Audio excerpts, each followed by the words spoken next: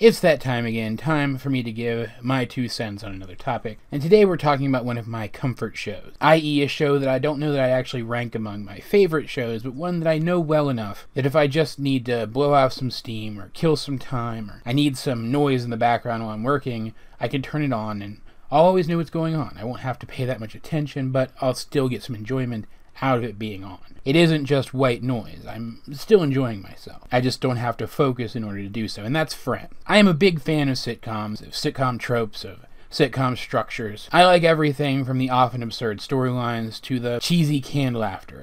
I really gravitate towards the medium in general. And love Friends or hate Friends, you have to admit, it did a lot for the genre. Before Friends rolled around, the popular form of sitcom was the family-style sitcom. Your primary setting would be somebody's house in the suburbs, and you would primarily focus on a nuclear family, a father, a mother, and their 2.5 kids. Secondary characters would mostly consist of people that they knew from work or neighbors or both. There was a lot of overlap between the two. This meant that your cast had a decent diversity in age. You'd have your adult characters and your kid characters, and if your show went on long enough, your kid characters would grow up and you'd get to see that happen. But overall, there wouldn't be much more diversity than that. With your entire primary cast coming from the same family unit, there'd be a lot of overlap and similarities in their personalities. This also lends to the absolutely devastating sitcom trope of the smart, attractive wife and the idiot husband. And while some shows have managed to use that trope to do good things with it, most shows use it as a crutch, falling back on the husband doing something idiotic when they need some cheap comedy. Friends made an entirely different form of sitcom mainstream. Instead of one family unit and a few secondary characters who were in some way related to them, the main cast consisted of a group of friends. Yeah, 2 of them were related, but for the most part they were all different people from different backgrounds. And while the show certainly could have been more diverse, the characters did have differing enough personalities that their interactions were very interesting. There are 2 things that really stand out to me as great about Friends,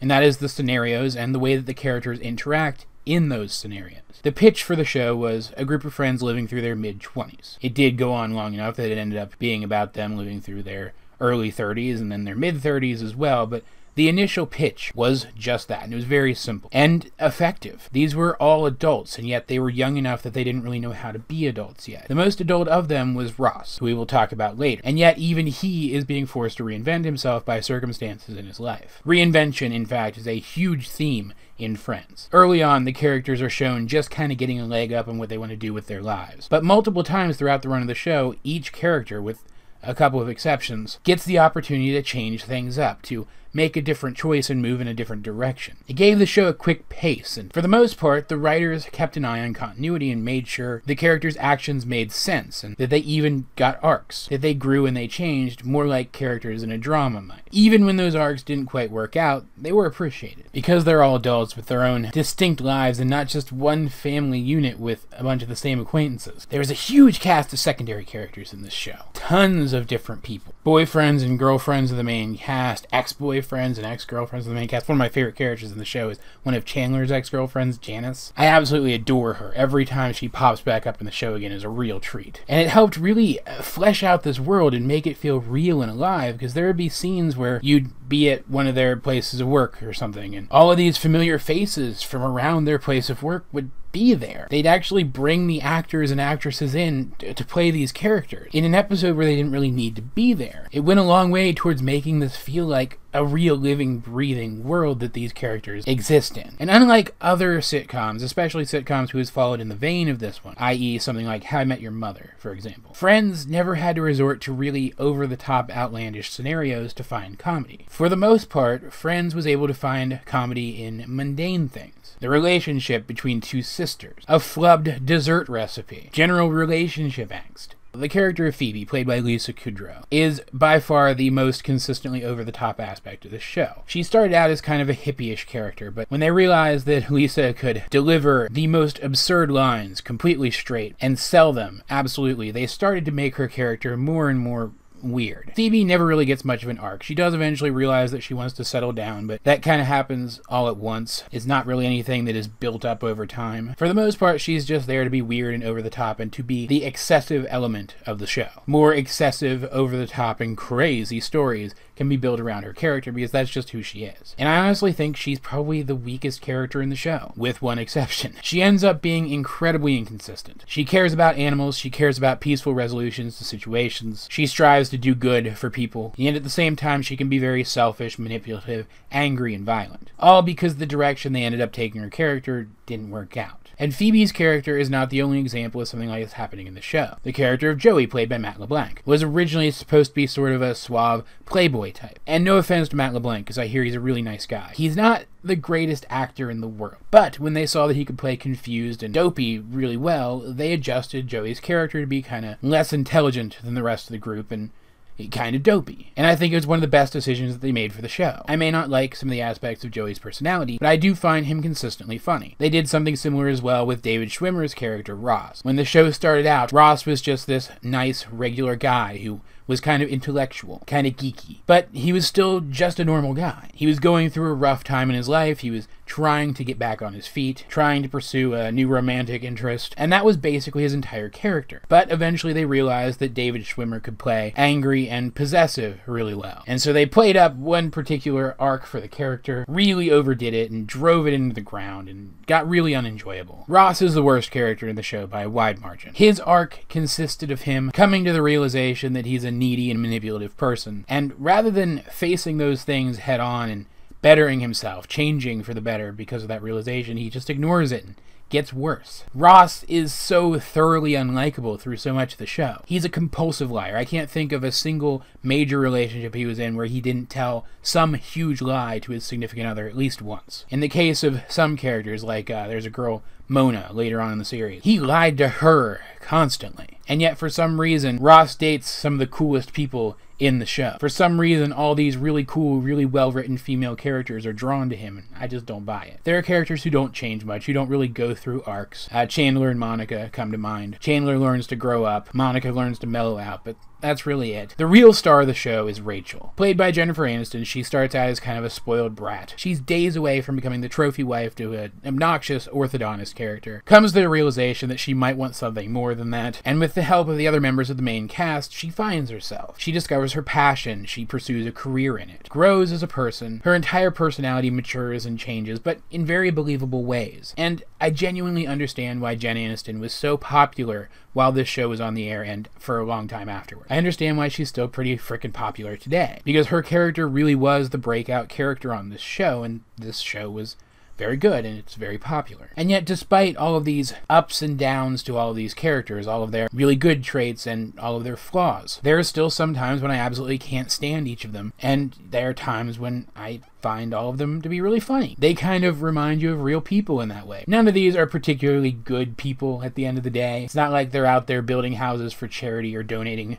large sums of money, but they really do genuinely care about each other. It's very realistic in that sense, too. I can't think of any character among this cast, except maybe Chandler, who I'd actually want to spend time with one-on-one, to hang out with one-on-one. But this group, I'd absolutely hang out with them, and I bet I'd have a lot of fun. Now, this is still a very 90s show. I think if we're going to talk about Friends, we have to talk about some of the recent controversy around it. It's been on Netflix for a while now, and the current generation of people has been watching it for the first time and has found some flaws with it. Please keep in mind that I will be talking about sex and sexuality through this segment of the video, so that makes you uncomfortable. Go watch my recent Yu-Gi-Oh! Review or my recent Star Trek review, because those need more reviews, and just don't worry about watching the rest of this video. I promise I'll understand. That said, 3 primary criticisms have been levied against Friends recently when looking through it through a modern lens. And that is that the show is homophobic, that the show is transphobic, and that the show is misogynistic. And seeing as how this is a comedy, and comedy is subjective in the first place, and I am someone who is of the mindset that it's okay to joke about anything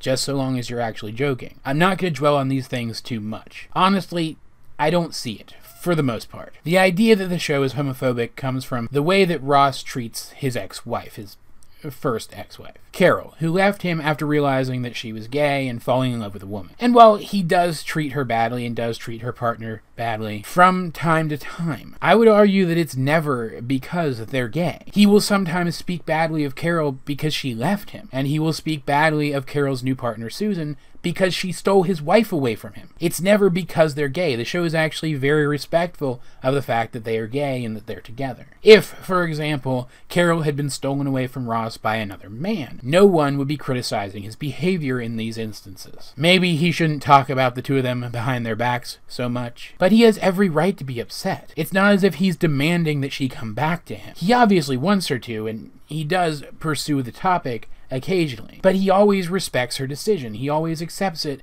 and moves on. He eventually moves on. By the end of the series, he's on good terms with both of them. It's honestly one of the few arcs that Ross gets where he actually genuinely matures. The criticism that the show is transphobic comes from the treatment of the character of Chandler's father, who isn't even trans. He's a gay drag queen, so I don't understand that particular criticism to begin with. Much like Carol, Chandler's dad realized at some point that he was gay and left Chandler's mom. Not only that, he left Chandler as well and moved far away, started a new life, and didn't keep in touch. He effectively abandoned them. And while, yes, Chandler does often criticize him, he is, in many ways, very embarrassed of the fact that his father is a drag queen. His issues with his father stem from the fact that his father abandoned his family, and his embarrassment towards his father for being a drag queen comes off as the same kind of embarrassment that a lot of kids feel towards their parents' behavior. And when we finally do get to meet Chandler's dad properly, he's one of the coolest characters in the show. As for the accusation that the show can be misogynistic, I can't really argue as much against that one. Joey does tend to treat his dates pretty badly, and towards the end of the series, as I've already mentioned, Ross was pretty horrible to pretty much any girl he dated. But I would also argue that these kinds of behaviors, while the other characters do accept them, and I don't know that I'd be able to in their place, are never treated as if they're a good thing. They're joked about, but they are never portrayed as the way that you're supposed to behave. So at the end of the day, while I see a show full of jokes that would be considered distasteful now, that shows now wouldn't make, I don't really see a problem with that. If you watch the show and the humor bothers you, don't watch it. It's honestly not hurting anybody. There's also the common complaint that this is a show about sex. In a lot of ways it is. They talk about sex a lot. They're a pretty liberal group of people, especially for the time, who are in their mid-20s. They're all having sex. And quite frankly, if you're someone who's not comfortable with stories and references and jokes about sex, don't watch the show. Again, jokes in this category might not land for you. They might not be your kinds of jokes, but they're not hurting anybody either. Just move on to a different show. I mean, I'm personally someone who doesn't really understand the appeal of sex to begin with, and I still find plenty to enjoy in this show. So I would imagine that you probably can too if you just give it a chance. But if you really can't, just don't watch it. It's really that simple. Though I say all of that with the knowledge that there are some really bad things about this show. The relationship between Ross and Rachel is legendary. It is the quintessential will they won't they relationship with a lot of really strong emotions woven through it. They start out interested in each other, Ross more so than Rachel. It eventually develops into a mostly healthy relationship, and then just kind of out of nowhere, everything goes bad. They have a huge fight, Ross does something idiotic, and for a long time after that, they're completely at odds with each other. Depending on your point of view, the point can be argued, but depending on your point of view, Ross either cheated on Rachel or did something very insensitive by sleeping with someone else immediately after they'd broken up, and then wanting to get back together with her afterwards without telling her. Both of these things are pretty gross, and on its own, I wouldn't like this particular story arc. But the worst thing about it is that the characters are written completely out of character for almost the entire duration of this particular story. This is the first time that we got a sense of Ross being super needy and possessive, whereas up to that point he hadn't been written to be that way, and this is one of the few situations throughout the course of the show where Joey and Chandler are written out of character as well. When they find out what Ross did, they both insist that he hide it from Rachel, that it's the best thing to do. And while Ross does suggest that he only hide it from her until he's ready to tell her on his own terms, the two of them don't even want him to do that. They just want him to never tell her about it at all. And I refuse to believe that the characters, as they had been written up to that point and as they were written after that, would be okay with that. Yeah, Joey's kind of a playboy, but he understands how meaningful a genuine romantic relationship can be and appreciates that. And Chandler's entire backstory is he resents his father for cheating on his mother. He would never support Ross cheating on Rachel and then lying about it. Never. It's the absolute worst episode of the show. Nothing about it is funny. It's not even written as a comedy. And it actually sours the show for me for almost an entire season afterwards. There's also the fact that I don't think they concluded Rachel's character arc the way they should have. She makes a final choice at the end of the show, and I'm not going to spoil it because the ending is a big deal, but she makes a final choice at the end of the show regarding her career that I don't think she would have made. I think she would have tried to find a third option rather than making the choice that they ended up having her make. So clearly there are things about the show that I don't like, hence why I said that I wouldn't say that it's one of my favorite shows. But I definitely get a lot of enjoyment out of it. I can appreciate the history behind it, what it did for the genre, and I can certainly appreciate just how much comedy is packed into the episodes of this show. There's almost always a joke being told somewhere, either through dialogue or through people's actions. If a particular joke doesn't land for you, just wait a few seconds because there will be another one along. It's non-stop and relentless in its bombardment of comedy, and at least for me, the majority of that comedy does land, with the notable exceptions that I mentioned earlier. I really like this show. It's not perfect, but I do enjoy it, and I think that if you like TV sitcom style comedy, you probably will too. It may be a silly thing to insinuate that anyone hasn't seen at least some of this show by now, but as per usual, I'd like to ask, if you guys have seen Friends, what did you think of it? Let's get a discussion going in the comment section, down below, or over on my new Discord. Link in the description. But that has been my 2 cents on this topic. This has been AJ22, and I will talk to you guys later.